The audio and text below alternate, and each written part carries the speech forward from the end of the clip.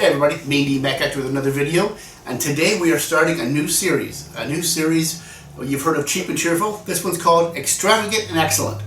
It's going to be the opposite of cheap and cheerful. Nothing's going to be cheap, and hopefully it's more than cheerful. Hopefully it's excellent. So, a guest dog has decided to join me today. She will not be tasting. So, as you know, if you've watched the Cheap and Cheerful series, those wines are $30, under $30 including taxes. For this series, I'm going to go $50 Canadian without taxes. It must be at least $50 before tax to make this series. And obviously, at that price point and much higher, the quality of the wine should be excellent, right? I mean, you know, but this will be an opportunity to tell you ones maybe aren't excellent, they're just good, or maybe some that are better than that, so they're just fantastic wines for the price, and you should go out and buy them. So I'm going to start right now with a Bordeaux 2014 Chateau Smith Eau Lafite from the Pessac-Léognan region, left bank of Bordeaux, 2014. This, I paid $76.99 US for this on wine.com a few years ago. I realize a lot of you probably don't order from wine.com, although if you're in the States you should be, because it's really good. But this was available at the Bordeaux release as well, but I didn't go to the Bordeaux release that way. I believe my wife was sick. We didn't go to the Bordeaux release that day. So I bought a whole bunch of those same bottles on wine.com so I could get them. This is this was available, I'm sure, and I think it was just over 100. Well, $76.99 US would be about 110 Canadian. I believe it was more than that. I want to say it was 125, 130 back at the day when I bought this. So, you know, for that price, better be a darn good bottle of wine, right? So let's see. It's so it's 2014. Obviously, you can age Bordeaux a lot longer than that. But 8 years old. Should hopefully it's not in the shutdown mode. Hopefully it's in the recovery mode. It should be delicious. Please don't lick my hand. Just I'm gonna move over a little bit. Move over just far enough. There you go. You can still look at your adoring public. So let's see how this is. So left bank, so this should be Cab Sauv heavy. I don't know the full breakdown. Cab Sauv Merlot, Cab Franc, Malbec, Petit Verdot. I'm sure I will find that out and put it in the description or on the screen as I'm tasting. We're having a nice big steak tonight, so this is going to go nicely with that. Oh, it smells fantastic. First thing I get is pencil shavings, graphite, blackberry, blueberry. A little bit of earth. So fruity though, so young still. I hope it tastes as young as it smells, because I mean it doesn't. There's not a whole lot of leather, tobacco, things that you might get there. It's still very purple, garnet in color, up to a, you know, a little bit of bricking in the meniscus, but not much. It's still a baby, really a baby. All right, let's see. Let's dive in. Ooh, just a tiny bit of smoke, but it's still the graphite pencil shavings, pencil lead is kind of what comes first. Oh. A little bit of dark chocolate. All right, here we go.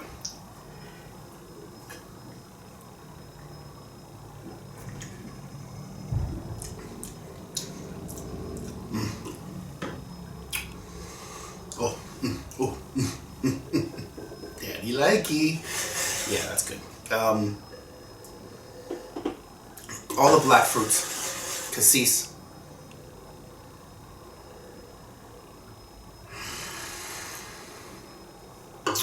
Blackberry, boysenberry. It's like a black raspberry. Maybe it's red raspberry on the palate.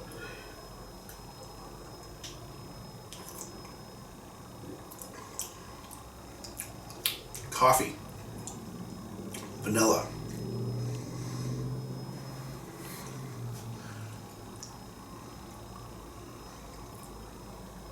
Tannins are really nice and soft now. Like, I couldn't tell you from what I've had here, I couldn't say how much longer this is going to age. I mean, traditionally Bordeaux is going to go a lot longer than 8 years. But I don't know how much, I can't tell you how much better it's going to get. The tannins, you know, quite often at 8 years Bordeaux is still really tannic, right? Ooh, little rub. Feel like there's some wild strawberry just kind of popping through there. You're fascinated by this, aren't you?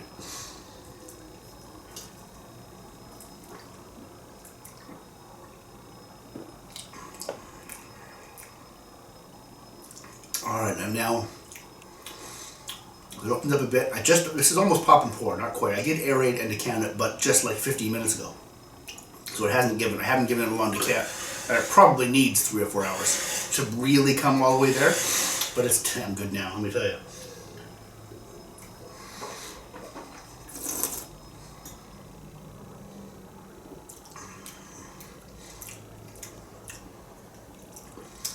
Long finish. Gets a little bit herbaceous in the mid palate. Some dried thyme. A little bit of rosemary. And just a slightest hint of licorice. I'm going to say it's more like a fresh tarragon, I think. It's not like a black licorice candy. A little bit of tarragon brings a little bit of licorice there, just a tiny bit. You know, look at my camera there. There's I'm slightly off skew, aren't I? Noticed that in the last video too, when I was trying to set the camera up. It doesn't look that way. Oh well. We'll fix it eventually. I'll figure out, like, my camera, my tripod seems to be steady. It's on a flat surface. Camera doesn't look crooked. I wonder why the viewfinder just looks to be ever so slightly crooked. Anyway, I digress.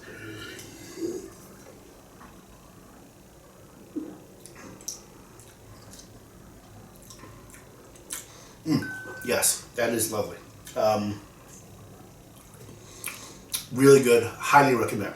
I would say this is a. You know, I'm not going to rate it right now because I'm going to enjoy it over the next hour or so, and then probably do a rating after that. But it's going to be mid 90s, I think. That's my first instinct.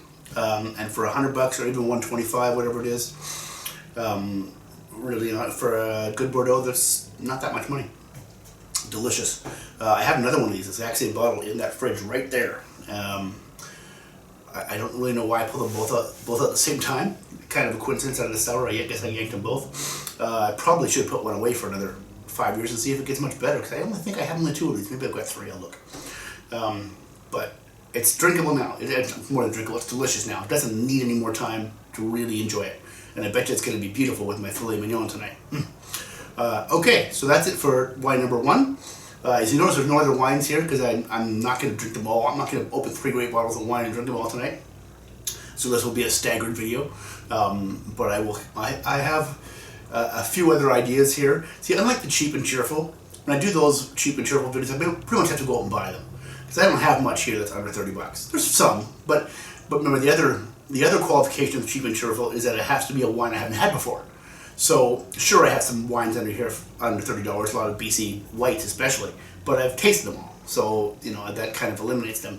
So I don't have many wines just sitting in my room here that are under $30, including taxes, and I've never tasted. Because I tend not to buy those, right? So I usually go out and get them.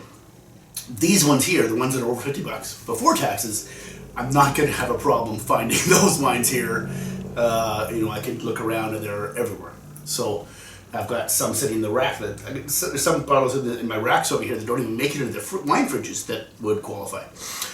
So that's not going to be a problem. So I'm excited about this new series. I realize there's a certain demographic of my viewership that probably has no interest in this. Doesn't go out and spend $50 on a bottle of wine. That's perfectly fine. I hope you'll watch the videos and enjoy them anyway. And I know there's also a segment of my viewership that probably doesn't care much about the cheap and cheerful because they buy really expensive wine too. But hopefully you're going to get something out of this. I suspect I'm going to try and pull out some wines that maybe you don't all have. This is probably not one of them. You know, Chateau Smith Eau Lafitte is a well-known winery in Pessac-Léognan, and probably those of you that like Bordeaux have probably got some of these in their cellar, I'm guessing. But we'll see what's next. All right, let's see what it is. All right, here we are, wine number 2, and we're going white wine this time. This is Paul Hobbs 2017 Richard Dinner Vineyard Chardonnay from Sonoma Mountain in Sonoma County. Richard Dinner Vineyard, 2017. This was, I actually have notes in 2 different places on this wine, and it was either $80 US or $105 US, I think 80. I think the 105 was like an approximate calculation that should have been Canadian. And I bought this directly from Paul Hobbs back, in the before times when it was easy to cross the border and pick up wine. I bought quite a few wines from Paul Hobbs. They're always excellent quality. The Chardonnay and Pinot Noir were spectacular. I haven't had this one though, so let's see. I poured myself too big a glass here, so try this swirl. Oh, it's got a beautiful golden hue. As you saw, I just poured it. Oh man, what's better than a good Chardonnay, eh? Chardonnay, eh? Canadians shouldn't say Chardonnay, eh? It sounds stupid, doesn't it? Alright, so it's a bright red apple. There's a little bit of lemon, curd, definitely some oak, vanilla, mango.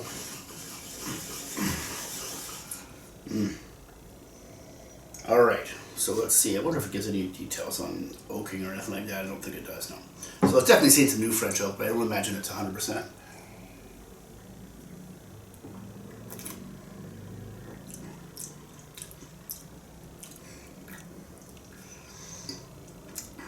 Paul Hobbs never disappoints. Never disappoints.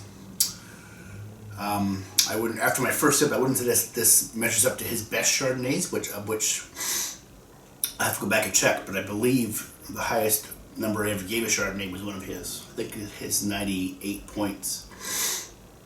It was the Chardonnay from my BC versus the World Series where I had put a checkmate Chardonnay. I think a delicious checkmate Chardonnay up against Paul Hobbs, and the checkmate was incredible, but the Hobbs was better.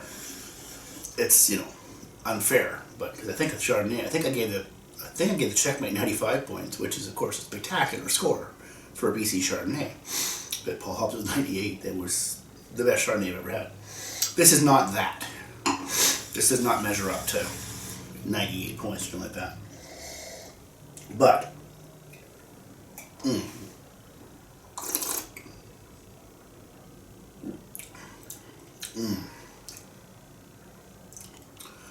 toasted hazelnuts, brioche, a bit of lemon,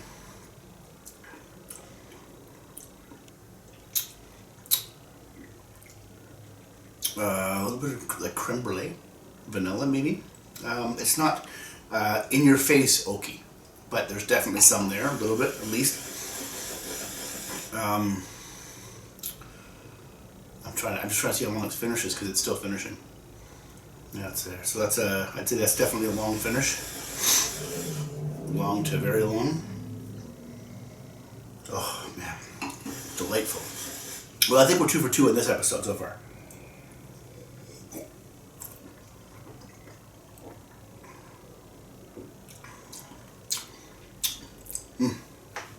Okay, so yes, it's lovely. So the point of this series is to, for $80 US, or if you'd find this in BC, it's going to be $125, $130. Is it worth it, or should you buy something else? I think if you're going to spend $130 on a Chardonnay, I think I might get something else. Not that this isn't spectacularly good. Yeah, it's one of those. It's close. It's close. It's very good, very good. But that is a lot of money for a Chardonnay. Now, can you get this here? I doubt it. Maybe. I mean, private liquor stores might carry this particular one. What you definitely can get is entry-level stuff here. I think it's just Russian River Valley Chardonnay. And I want to say those are in the BC liquor stores for 50-ish, 45 to 50-ish, and they're delicious for that price. This is a big step up from that. There's no question about that. It's amazing. And the other one I had, which I think was a Cuvée Augustine, it was called, I believe, is another step of just incredible Chardonnay. But realistically, I'm sure there's lots of Chardonnays I haven't tasted from him too. But I doubt you could go wrong. If you're a Chardonnay guy, they're all oaked, but none of them are oaky. None of them are in your face. They're not that old California style Chardonnay from the when. Then the before times, in the 90s, when Chardonnay got the ABC recommendation or classification because it was in your face butter bombs all the time down there in California. This is not that.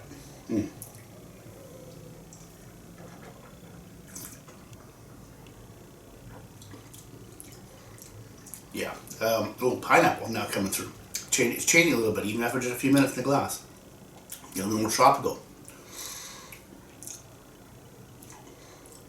Yeah, guava, pineapple. Nice, nice. Okay, well, so far we're 2 for 2.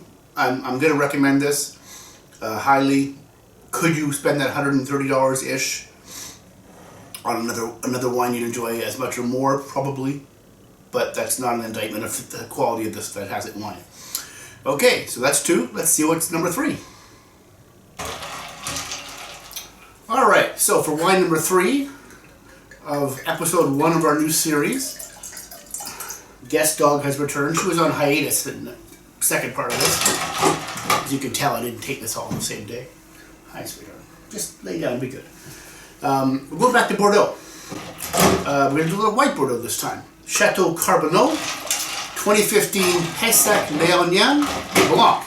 75%, no, actually 80% Sauv, 80% Sauv Blanc, 20% Semillon. So, notes I read on this actually said 75-25, but I'm going to take the back of the bottle's word for it instead. $39.99 US when I bought this in probably 2015, 16 maybe, and to buy it here now, this wine's actually easy to find in BC liquor stores. I'm sure it's easy to find in a lot of places around the world. To buy it here now, it would be $70 or $80 depending on vintage. As I'm sure you know, Bordeaux's go up and down in price depending on how the quality of the vintage. I was on the BC liquor store website checking this out, and I saw vintages for $70, I saw vintages for $80. Basically, they act at the same price as their red wine. So obviously, you know, usually Bordeaux Reds are much higher priced. So I haven't ever had a red wine from Chateau Carbonneau, but obviously they're pretty proud of their white if they're selling the white for the same price as the red. So let's see. Oh,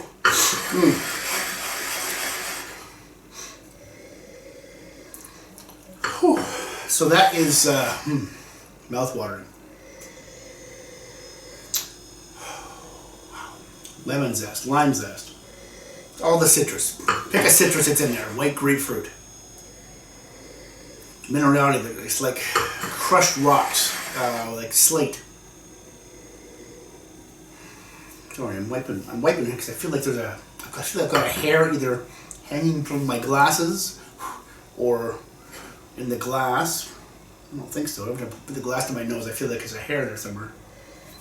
It's gone now. Okay, problem solved. Now, that's what I did with some. So, this is going to be an interesting one to judge quality on, because $70-80 for a bottle of white wine is pricey, right?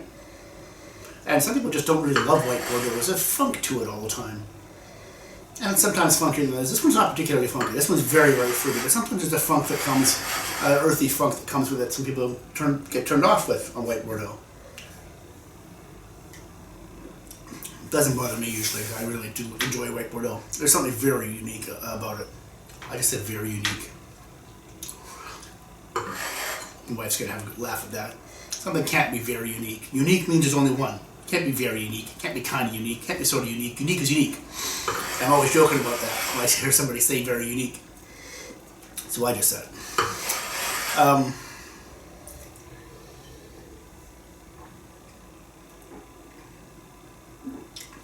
Oh,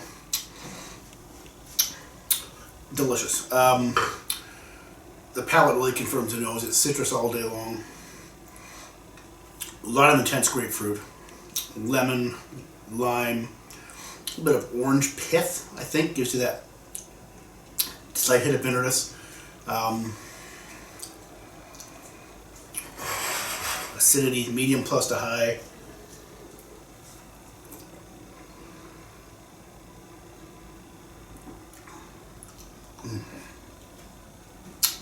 This would be just an absolutely spectacular wine to serve with some fresh shellfish, oysters in a half shell, mussels, clams, that kind of thing, if you're into that kind of thing. I actually had oysters for the first time in like a million years recently. So the wife's allergic to shellfish, so I don't cook oysters, mussels, clams, that kind of stuff here. And in fact, until recently, I never had them. I had raw oysters a couple times, and I don't like them. I really don't like the texture of them. But I never had mussels or clams in my life. And in November, December, we were at Provence Marina side in downtown, and I just decided to order a plate of it. and I loved it. It was fantastic. The oysters were cooked. No, sorry, at that time there were no oysters. It was clams and mussels, scallops, which I do eat and enjoy. But the clams and mussels were fantastic. So we had dinner a month or so ago down in Yaletown, and I ordered oysters Rockefeller, which of course is a famous oyster dish, but I'd never had it, and it was, of course, those are cooked with some butter and cheese on them, I think, and it was just spectacular. It's a good pair with that too, but also a really good pair if you're some person that just eats oysters on the half shell. Delicious. And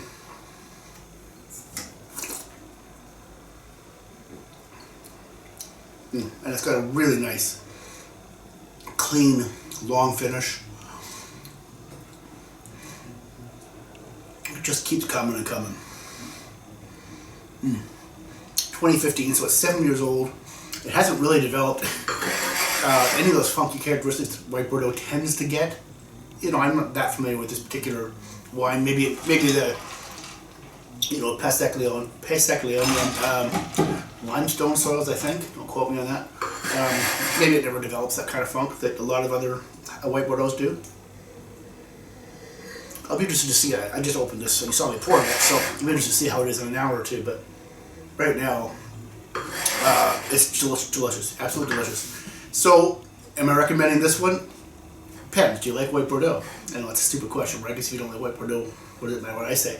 But if you don't like white Bordeaux because of the funk, this is the perfect one to pick up for you because it isn't funky, not even a little bit. If you like Sauvignon Blanc, then you're probably going to enjoy this. It's not like New Zealand Sauvignon Blanc. And if you're not familiar with white Bordeaux, try it out. This is a good one to try it out on. Expensive, sure, but you're going to enjoy it.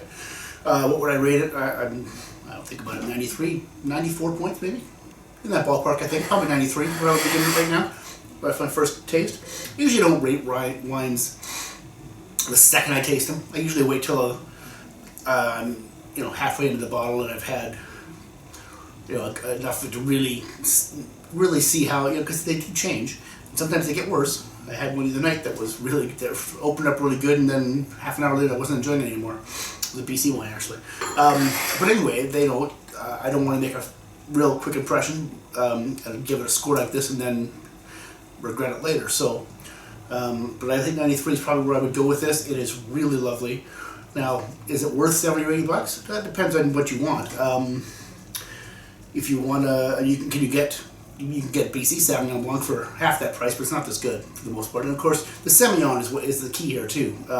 Semillon really rounds it up, gives it a nice body, and takes away some of the overpowering, some of the things that sometimes make Sauvignon Blanc a little overpowering. The Semillon rounds that out and calms it down a little bit. Hi, my elbows taste good. That's great. Yes, just calm down. So yes, I would recommend this very much.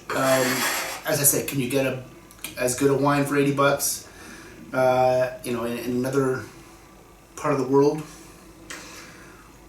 I don't know. We recently had Little Engine's Gold Sauvignon Blanc, which was probably the best single varietal Sauvignon Blanc I ever had, or at least right up there. It was delicious. It was right up there with this in terms of quality. I think I gave it 93 points as well.